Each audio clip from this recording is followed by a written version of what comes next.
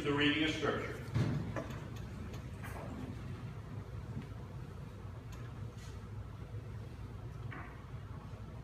The Lord is a tender and compassionate parent, ruminating on the disobedience of the people. A reading from the book of Hosea. When Israel was a child, I loved him, and out of Egypt I called my son. The more I called them, the more they went from me. They kept sacrificing to the Baals and offering incense to idols. Yet it was I who taught Ephraim to walk. I took them up in my arms, but they did not know that I healed them. I led them with cords of human kindness, with bands of love. I was to them like those who lift infants to their cheeks. I bent down to them and fed them. They shall return to the land of Egypt, and Assyria shall be their king, because they have refused to return to me. The sword rages in their cities. It consumes their oracle priests and devours because of their schemes. My people are bent on turning away from me. To the Most High they call, but he does not raise them up at all. How can I give you up, Ephraim? How can I hand you over, O Israel? How can I make you like Admah? How can I treat you like Zebulun? My heart recoils within me. My compassion grows warm and tender. I will not execute my fierce anger. I will not again destroy Ephraim, for I am God and no mortal, the Holy One in your midst, and I will not come in wrath. They shall go after the Lord, who roars like a lion.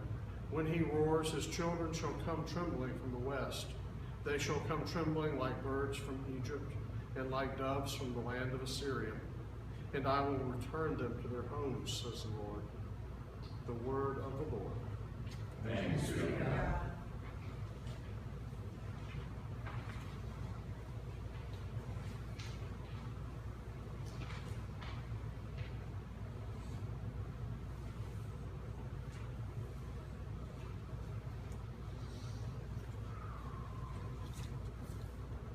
Let's read together the verses of Psalm 107. Give Thanks to the Lord, for he is good, and his mercy endures forever.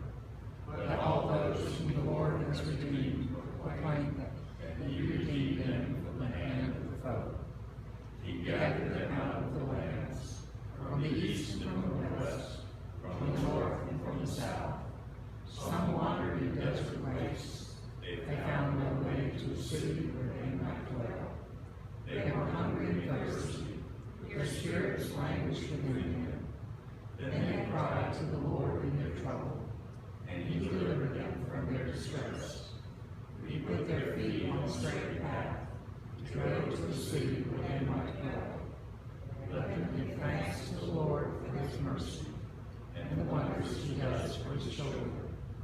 For he satisfies the thirsty and fills the hungry with good things. Whoever is wise will ponder these things and consider well the mercies of the Lord.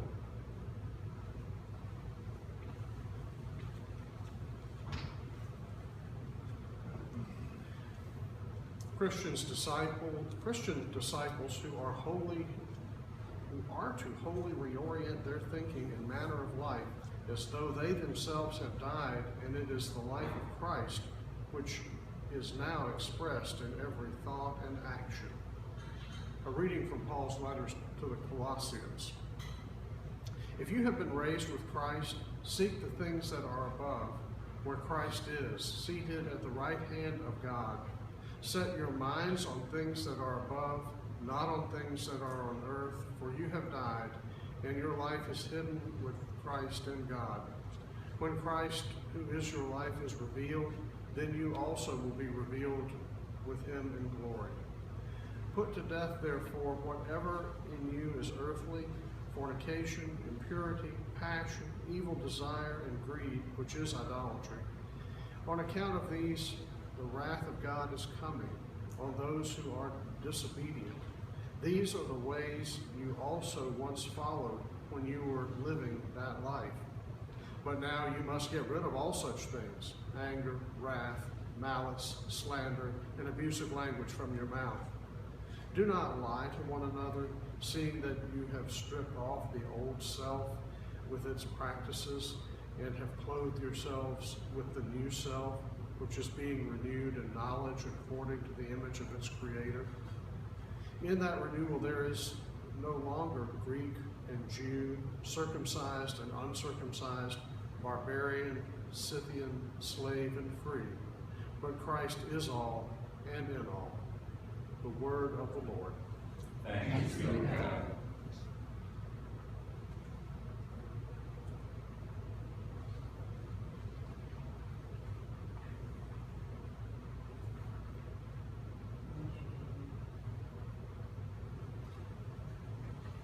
Let us stand and say together the words of the capital.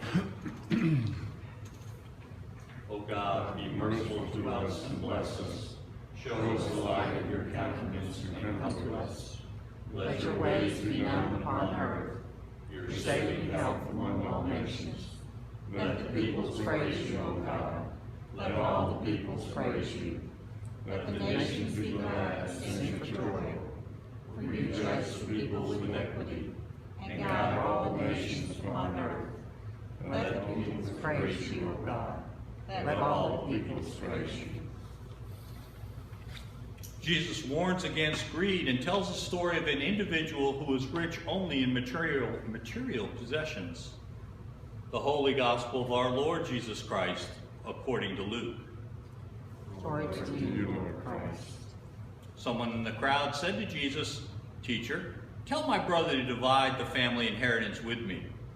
But Jesus said to him, "Friend, who sent me to be a judge or arbiter over you?"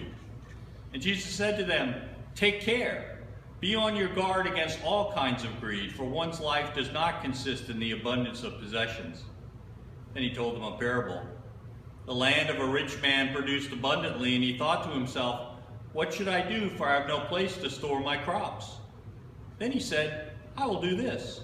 I will pull down my barns and build larger ones, and there I will store all my grain and my goods. And I say to my soul, Soul, you have ample goods laid up for many years. Relax, eat, drink, be merry." But God said to him, "You fool, this very night your life is being demanded of you, and the things you have prepared, whose will they be?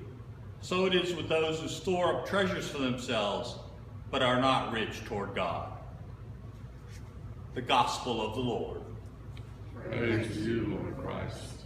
May the words of my mouth, the meditation of all our hearts, and every action of all our lives be always acceptable to you, Lord, our strength and our Redeemer. Amen.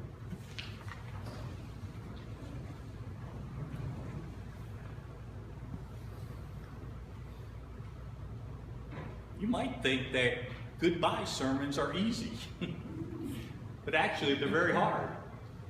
And today is especially hard because I'm leaving a community that has loved me and has loved Shirley, and we have so appreciated it. And it's hard because there's so many good ministries going on.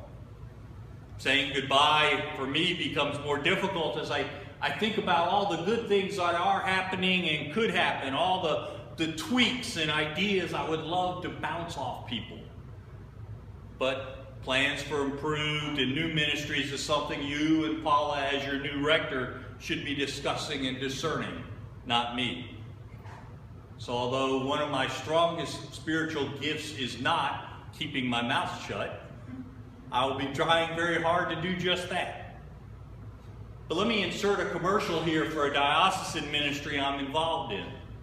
Several of us are considering what it would mean to have a ministry to and for young adults in Guilford County. If this is something you would like to explore, please let me know. It'd be great to have a couple more people from All Saints involved. And you don't have to be under 30. One learning from the Bernie Sanders campaign was that people under 30 will listen to people over 30 if those people are dedicated and authentic. And that's the link back to the ministry and mission of All Saints. You have many people here who can be described as dedicated and authentic. One of the interim rector's roles is to to help the congregation see itself as an outsider sees it.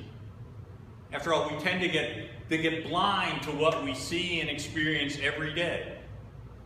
Well, when I came here, I discovered that All Saints has even more to offer to the Greensboro community than I expected. You are very special people, and this is a very special church. No one and no church is perfect, but All Saints is pretty darn good. In fact, the closest I can come to a constructive criticism is that All Saints is not better known. Here I disagree with many scholars, including our own Bishop Curry, but I too can line up scholars and studies who agree with me. The basic question concerns the future of the church, and here I'm using the word church in its broadest sense. Many scholars predict that in a relatively short time, 20 to 50 years, depending on who you listen to, the only churches remaining will be either very large churches with large endowments or tiny house churches with few expenses. The argument goes, and it's not unreasonable, that the mid-sized church such as All Saints cannot be financially viable. And they point out that one option is for mid-sized churches to go to part-time clergy. Saves money, but creates other problems, including a lack of any kind of central connection to the people. It also means a very different style of clergy. Another option is to increase both numbers and commitment. All Saints does a wonderful job with stewardship. So I'm talking generalities here about many other churches, and you can decide what portion applies here. The biblical standard of giving is 10%, and the Episcopal teaching supports that. Nationwide, the average person gives around 1% to 2% to charitable causes. So if there were to be more Christian commitment to churches, not to the 10% level, but maybe 3 or 4%, that would largely eliminate the financial problem. Another option is numeric growth, more people. Now, let me make this clear. All Saints is not likely to become a mega church where you don't know everybody you see. That's just not likely to happen. But in doing the annual report this year, I did some research. In 2011, just 5 years ago, All Saints averaged about 115 people worshiping on the average Sunday. Last year, 5 years later, the average was 84 persons. The statistic I have seen suggests that All Saints is fairly typical in this pattern, but what I want you to hear is that All Saints could grow essentially 40% and only have as many people as were here in 2011. I doubt many people would argue that All Saints was much too big in 2011. All Saints will not become a megachurch. That should not be a worry. Now, that's all good information, but it's also irrelevant, unimportant, distracting, and in some ways evil. The church is not a coffee shop worried about the number of customers who come through the door and how much each spends. That's not the church's mission. We don't have shareholders and our CEO is God, so our corporate goals are very different. Years ago, one of the many times I got myself in a bit of trouble, I preached a sermon around the theme that God does not care if St. Christopher's exists. I said I thought God would be sad if it closed. God would be disappointed. But God is not focused on any one congregation. God is focused on making the world more godlike, more in keeping with Jesus' teachings. What's particularly interesting about that is, I believe, and I believe the data shows this, the churches who focus on making the world more godlike are the ones most likely to be numerically successful. Success comes from the intention and effort to follow God. Part of my defense of that position is that most megachurches are devoted, Bible-preaching, dedicated congregations. Now understand, I disagree with a great deal of what they preach. I believe many of their teachings are not biblical. But it's effective. There's a wonderful scene in the movie The American President. One of the characters says, people want leadership, and if they don't hear genuine leadership, they will listen to anyone who steps up to the microphone. They will crawl through the desert. When they discover there is no water, they will drink the sand. And to that, the president responds, people don't drink the sand because they are thirsty. They drink the sand because they don't know the difference. I suggest to you that part of the reason that these mega churches are attracting so many people is that they are speaking up. They step up to the microphone. They claim God in 10. They claim spiritual connections. People listen because those are the only ones talking. Now, I happen to think they sometimes go in the wrong direction, which is okay because they think I'm wrong. But they are out there reaching for people, encouraging people. What the mega churches show is not, in my opinion, an overwhelming conservative theology in this country. Rather, what the mega churches show, I believe, is an overwhelming desire for spiritual guidance, and if people can't find truth, they will drink the sand.